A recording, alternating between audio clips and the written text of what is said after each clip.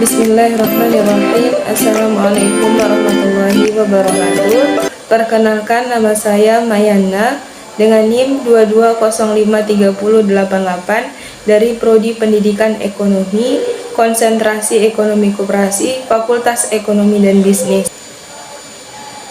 Baiklah, di sini saya akan menjelaskan materi teori ekonomi klasik terkait teori ekonomi klasik Adam Smith dan pemikiran-pemikirannya. Tugas ini dibuat untuk memenuhi tugas akhir mata kuliah Sejarah Pemikiran Ekonomi dengan dosen pengampu Bapak Dr. Zul Afdal, SPD, MPD. Saya memilih materi ini karena materi ini menurut saya sangat menarik. Secara garis besar, perkembangan aliran dalam ilmu ekonomi itu diawali dari ekonomi klasik. Karena teori ekonomi klasik merupakan aliran modern pertama sejarah pemikiran ekonomi, sehingga teori klasik ini menjadi dasar untuk perkembangan pemikiran-pemikiran ekonomi selanjutnya. Selanjutnya, Adam Smith. Mungkin kita tidak asing lagi dengan Adam Smith, karena Adam Smith ini merupakan tokoh utama dari aliran ekonomi klasik. Adam Smith adalah seorang ekonom, filsuf dan penulis Skotlandia abad ke-18 yang dianggap sebagai bapak ekonomi modern. Catatan sejarah kehidupan Smith dimulai saat dia dibaptis pada tanggal 5 Juni tahun 1723 di Kirkcaldy, Skotlandia. Tanggal lahirnya tidak tercatat, namun ia dibesarkan oleh ibunya yang bernama Margaret Douglas. Setelah kematian ayahnya, Adam Smith kuliah di Universitas Glasgow pada usia 13 tahun dan kuliah di Balliol College di Universitas Oxford, tempat dia belajar sastra di Eropa. Smith pindah ke Perancis tahun 1763 sebagai guru pribadi anak tiri Charles Townshend, seorang ekonom amatir dan calon menteri keuangan. Selama bertahun-tahun mengajar, bekerja di Glasgow, ia berupaya menerbitkan ceramahnya atau pemikiran-pemikirannya, sehingga terbitlah bukunya yang pertama, yaitu The Theory of Moral Sentiment, terbit pada tahun 1759, dan karyanya yang paling penting adalah The Wealth of Nations pada tahun 1776 setelah kembali dari Prancis, dan kemudian ia pensiun di tempat kelahirannya di Skotlandia. Dalam banyak hal, pemikiran Adam Smith sejalan dengan paham kaum fisiokrat yang menganggap bahwa produksi barang dan jasa sebagai sumber utama kemakmuran suatu negara. Dan untuk menentukan faktor pendorong kemakmuran suatu negara itu, Smith berbeda dengan kaum fisiokrat, di mana kaum fisiokrat menganggap alam merupakan faktor penting penentuan kemakmuran suatu negara, sedangkan menurut Adam Smith, faktor manusialah yang paling menentukan kemakmuran suatu negara. Alasannya, alam atau tanah tidak ada artinya tanpa sumber daya manusia yang mengelolanya. Berikut pemikiran-pemikiran ekonomi Adam Smith. Yang pertama adalah hakikat manusia serakah. Manusia pada hakikatnya memiliki sifat serakah, egoistis, dan mementingkan dirinya sendiri, yang sudah dikenal oleh pemikir-pemikir ekonomi masa Yunani kuno seperti Plato dan Mandeville.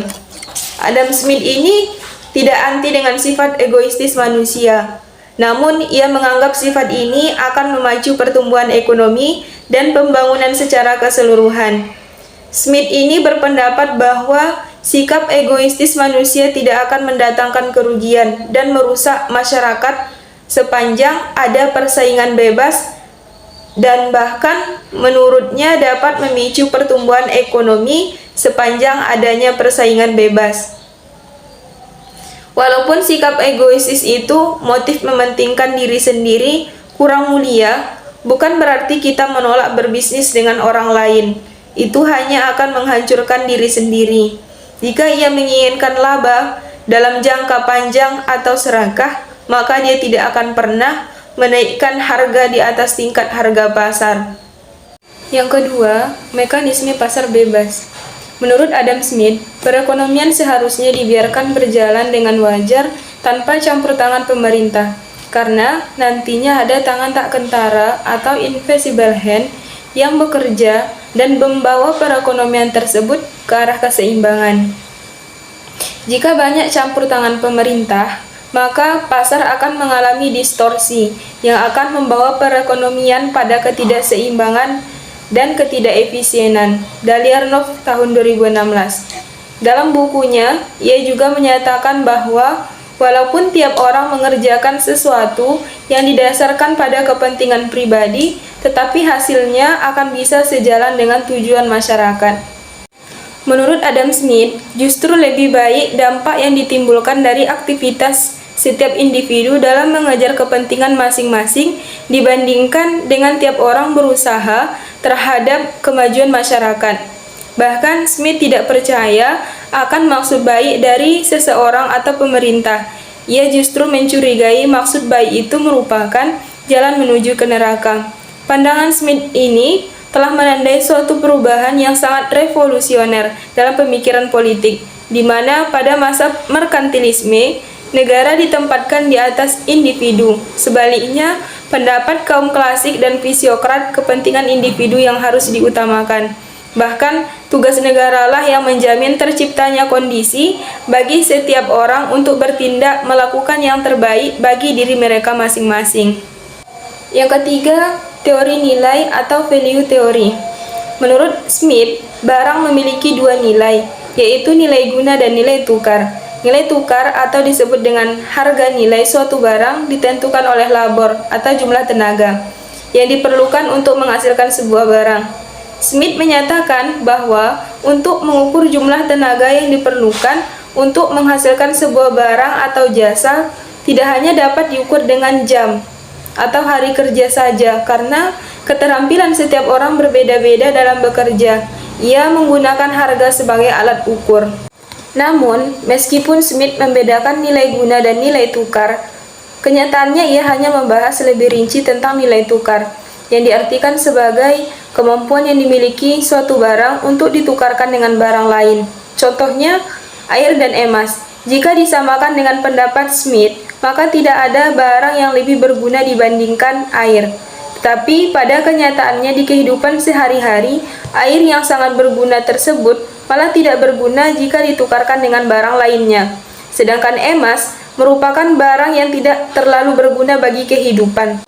Tapi, emas mempunyai nilai tukar dengan sejumlah besar barang lain yang jauh lebih besar kegunaannya. Yang keempat, teori pembagian kerja. Menurut Adam Smith, untuk memberlakukan perkembangan ekonomi, diperlukan adanya spesialisasi atau pembagian kerja agar produktivitas tenaga kerja bertambah.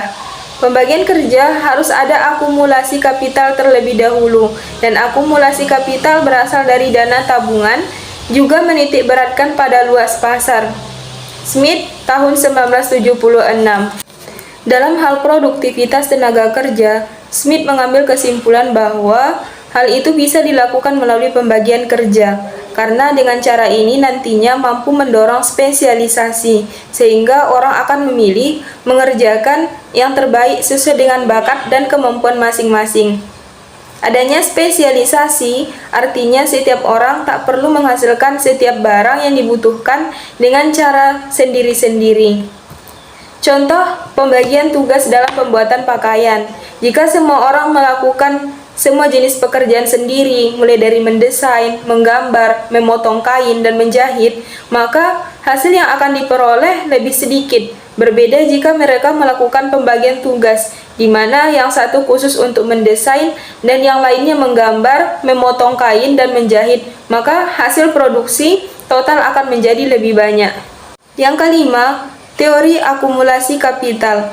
Setiap orang berkeinginan untuk meningkatkan kesejahteraannya. Peningkatan kesejahteraan bisa diperoleh dengan meningkatkan laba. Dan Smith menjelaskan cara terbaiknya dengan melakukan investasi, yaitu membeli mesin dan peralatan. Dengan mesin dan peralatan ini, maka produktivitas tenaga kerja akan meningkat. Jadi bisa dibayangkan, jika semua perusahaan melakukan hal yang sama, maka peningkatan output nasional akan meningkat, yang juga berarti bahwa tingkat kesejahteraan masyarakat juga meningkat. Pengaruh pandangan Adam Smith. Pandangan-pandangan dan pemikiran Adam Smith banyak diambil dari pemikir ekonomi terdahulu. Pandangannya tidak ada yang baru, maka sering disebut atau yang sering diejek dengan klasik. Penghargaan sangat tinggi diberikan kepada Adam Smith karena ia berhasil menciptakan sebuah sistem ekonomi berupa sistem ekonomi pasar yang lebih dikenal dengan sistem ekonomi liberal atau sistem ekonomi kapitalis. Penghargaan terhadap sistem ekonomi pasar ini karena kesederhanaannya yang sangat ampuh untuk meningkatkan ekonomi masyarakat. Sistem ini tidak perlu diawasi oleh pihak manapun. Serahkan semua kepada pasar, lalu suatu invisible hand akan membawa perekonomian ke titik keseimbangan. Jika terlalu banyak campur tangan pemerintah, pasar justru akan mengalami distorsi. Ajaran Smith ini menandai adanya suatu perubahan yang revolusioner dalam pemikiran ekonomi. Sistem ekonomi yang dikembangkan oleh Smith ini sering diakui sebagai organisasi masyarakat terbaik yang dikembangkan. Hal ini terbukti dengan semakin banyaknya negara yang menganut sistem ekonomi ini. Selanjutnya yaitu kelemahan teori ekonomi klasik. Kelemahan yang pertama yaitu mengabaikan faktor sosial dan politik atau pemerintah. Salah satu kritik utama terhadap ekonomi klasik adalah bahwa teori ini mengabaikan faktor sosial dan politik dalam analisisnya. Ekonomi klasik cenderung memandang masyarakat sebagai sekumpulan individu yang berinteraksi dalam pasar bebas, di mana setiap individu bertindak secara rasional untuk memaksimalkan keuntungan pribadi. Pandangan ini mengabaikan kenyataan bahwa masyarakat terdiri dari beragam kelompok sosial dan bahwa keputusan ekonomi individu dipengaruhi oleh faktor-faktor seperti budaya, norma, dan nilai-nilai sosial. Teori ekonomi klasik juga mengabaikan peran pemerintah dalam mengatur ekonomi, seperti dalam hal regulasi, pajak, dan kebijakan moneter. Padahal kegiatan ekonomi itu peran pemerintah sangat besar karena dengan adanya pemerintah dapat mengontrol perkembangan ekonomi suatu negara. Kelemahan yang kedua yaitu kurang memperhatikan ketidakseimbangan dan ketimpangan dalam distribusi kekayaan. Ekonomi klasik dianggap kurang memperhatikan ketidakseimbangan dan ketimpangan dalam distribusi kekayaan. Pandangan ekonomi klasik memandang pasar bebas sebagai mekanisme yang akan secara otomatis menciptakan keseimbangan dan keadilan ekonomi. Namun, menunjukkan bahwa pasar bebas tidak selalu menciptakan keadilan dan bahwa ketidakseimbangan dalam distribusi kekayaan dapat memperburuk kesenjangan sosial dan ekonomi. Beberapa ahli ekonomi juga menunjukkan bahwa kurangnya perhatian terhadap distribusi kekayaan dapat menyebabkan rendahnya daya beli masyarakat, sehingga mempengaruhi pertumbuhan ekonomi dan kesejahteraan sosial secara keseluruhan. Kelemahan yang ketiga yaitu memandang manusia sebagai makhluk rasional yang selalu bertindak untuk memaksimalkan keuntungan. Pandangan ekonomi klasik memandang manusia sebagai makhluk rasional yang bertindak untuk memaksimalkan keuntungan, namun menunjukkan bahwa pandangan ini terlalu sempit dan tidak memperhitungkan faktor-faktor lain yang mempengaruhi perilaku manusia seperti emosi, nilai-nilai etis, dan kesadaran sosial. Selain itu, ekonomi klasik juga dianggap kurang mempertimbangkan faktor sosial dan lingkungan dalam analisis ekonomi. Teori-teori klasik cenderung mengabaikan dampak sosial dan lingkungan dari kegiatan ekonomi dan fokus pada efisiensi dan keuntungan ekonomi semata. Hal ini dapat mengakibatkan efek samping negatif pada masyarakat dan lingkungan seperti pengangguran struktural, kemiskinan, dan kerusakan lingkungan. Contohnya, teori klasik menyarankan penghematan biaya produksi dan pengurangan pajak sebagai cara untuk meningkatkan produktivitas dan keuntungan ekonomi, namun kurang mempertimbangkan dampaknya pada pekerja dan lingkungan. Hal ini dapat mengakibatkan penurunan kesejahteraan pekerja, pencemaran lingkungan, dan kerusakan ekosistem. Kesimpulan yang dapat diambil dari pemikiran-pemikiran Adam Smith tersebut yaitu Adam Smith bukanlah pencetus paling awal pemikiran ekonomi. Di masa sebelum-sebelumnya sudah banyak pemikir ekonomi yang sudah ada. Namun Adam Smith merupakan tokoh utama dari aliran ekonomi klasik. Dia lebih menekankan pada penentuan harga dan ekonomi mikro dalam alirannya. di mana melalui analisis mikro, ia menguraikan masalah pembangunan dan berbagai kebijakan yang akan memacu pertumbuhan ekonomi. Pendekatan yang digunakannya yaitu pendekatan deduktif yang digabung dengan pendekatan historis. Jadi tidak heran jika bukunya mencapai 900 halaman karena berisikan pemikirannya beserta intisari dari hasil pemikiran tokoh pemikiran merkantilisme dan fisiokrat. Dalam banyak hal, pemikirannya sejalan dengan paham kaum fisiokrat yang menganggap produksi barang dan jasa sebagai sumber utama kemakmuran suatu negara. Hal ini bukanlah melalui perdagangan luar negeri sebagaimana yang kaum merkantilisme yakini. Sedangkan untuk menentukan faktor pendorong kemakmuran negara, Adam Smith berbeda dengan kaum fisiokrat. Kaum fisiokrat menganggap alam merupakan faktor paling menentukan kemakmuran suatu negara, namun kebalikannya, Adam Smith menganggap faktor manusialah yang paling menentukan. Alasannya, alam atau tanah tidak ada artinya tanpa sumber daya manusia yang akan mengelolanya. Dan pemikiran teori ekonomi klasik ini selanjutnya dikembangkan oleh murid-murid dan para pengikutnya seperti Thomas Malthus, David Ricardo, Jean-Baptiste Say, dan Starmil. Sekian penjelasan materi dari saya. Saya ucapkan terima kasih. Wassalamualaikum warahmatullahi wabarakatuh.